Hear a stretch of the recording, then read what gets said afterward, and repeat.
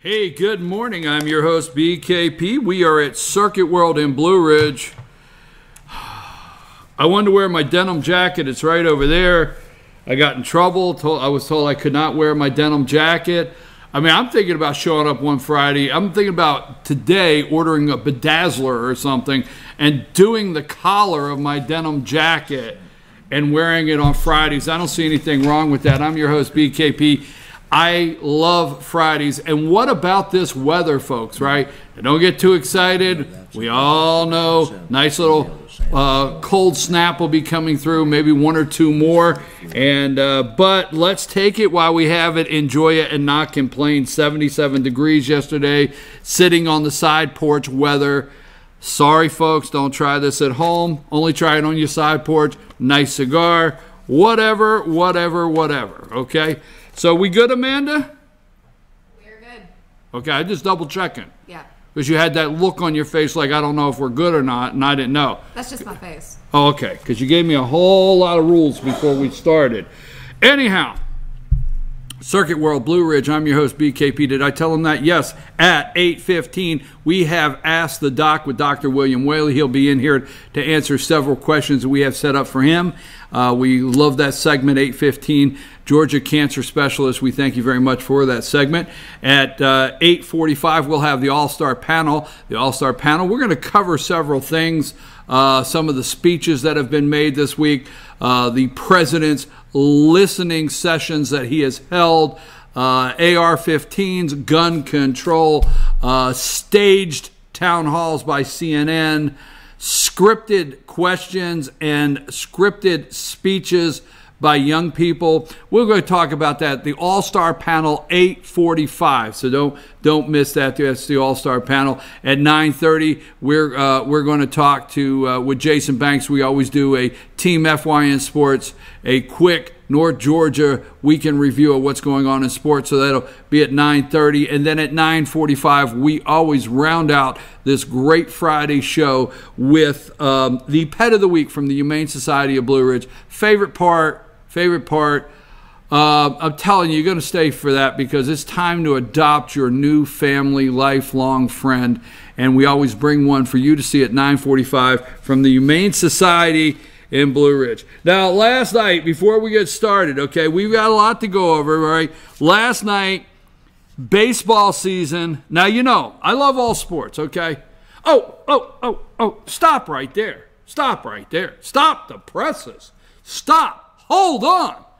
Way to go. USA girls, ladies, women, whatever. Hockey team, the gold, baby, the gold medal. And who got the silver? The Spoil Sports of Canada. What's wrong? I thought you guys loved everybody and everything. I thought in Canada you didn't care if you got a silver medal or bronze. I thought, hey, it was just kumbaya up there in Canada. But no, the one Canadian young lady just got her silver medal and just took it right off. Well, we're sorry. We won. Winners, losers, USA girls hockey team. I know I shouldn't have done that, but I can't help it. Love it. Love those ladies. Great job. Sorry to all my hoser friends up there. Okay. What do they say up there in Canada? Good day? No, that's in Australia. Good day. Huh? Hey. All right. So I want to thank Angelo Nicolosi. Okay. Not for the pizza because, yes, they have a pizza place. But Angelo Nicolosi has sent, he is the recruiting coordinator for Valdosta State. Angelo Nicolosi sent BKP his number 25 Valdosta State jersey. I got that yesterday. Thank you, Angelo Nicolosi, recruiting coordinator at Valdosta State. You know how I am about baseball. I love all sports. I really do. Well, there's one that I just kindly edge on, but we're not going to bring that up this morning. But when it comes to baseball season, folks, you know me by now. So last night I'm doing the workup, and I'm trying to say, because last night the Fannin Rebels played the Gilmer Bobcats right here at home. I do the announcing in the booth, and I was getting my workup going. Playing shortstop, number 2, coming to the plate, Chandler Kendall. Up to bat. Standing on second, a stand-up double off the wall. Jack Gobble. I was practicing that last night. I got my rosters with me here, so I had a lot of fun. Okay, so let's move into today's show. On a serious note, one, we have the passing. It's so interesting how unforeseen, unscripted, CNN, this is how it works, unscripted. Unforeseen, unscripted events in the world cumulate, I don't know if I got that right, but they come together to happen at one time. And this week we have the passing, and I'm going to say passing because I don't generally like to say somebody passed away, but I'll say passing. And this week we had the passing of the great evangelist, worldwide evangelist, Billy Graham, passing from this world into heaven. Now, there's some of us out here that actually believe that exists and everything, you know, that have that mental illness, much like myself. But anyhow, that happened this week. Billy Graham will lay in state. Now, we'll talk about that with the All-Star panel. He will lay in state in the Capitol Rotunda. The last civilian to lay in state, Rosa Parks, 5 years ago, civil rights activist Rosa Parks, 5 years ago. And there's, I think, only been 3 civilians to lay in state at the Capitol Rotunda. But Billy Graham will lay in state there for the public to come and walk by and pay respects. Okay, what has happened this week? Parkland, Florida. And it seems like an eternity to go back and think about 17 kids are dead. Somebody walked in with a firearm and killed 17 kids. We find out an armed deputy outside did not enter the school, stayed outside. But doesn't that seem like in the instantaneous massive information world that we're in, that happened a long time ago? And now this week, we have done nothing but talk about school security, AR-15s, common sense gun legislation, raising the age of to buy a rifle. The discussion has been all week. And it comes to me that what we are doing, and this is this simple to me, and I know there's some that's not going to agree. What we are doing after watching everything is we are adjusting to living in the evils of the world. That's what we're doing. See, we're not focusing on the evils of the world, and I'm not going to do a morning sermon for you, but we are not focusing on the evils of the world. We're focusing on how to adjust to live within the evils of the world. And that just concerns me. Now, it's easy to go on TV and yell school security. It's easy to go on TV and talk about allowing teachers to have weapons. Okay, I actually support that. We'll get into it. It's easy to do that. It's easy to use sound bites to tickle our ears that there's some solution. But most of these people that are talking about the solution have not visited a high school campus in the United States and actually looked around.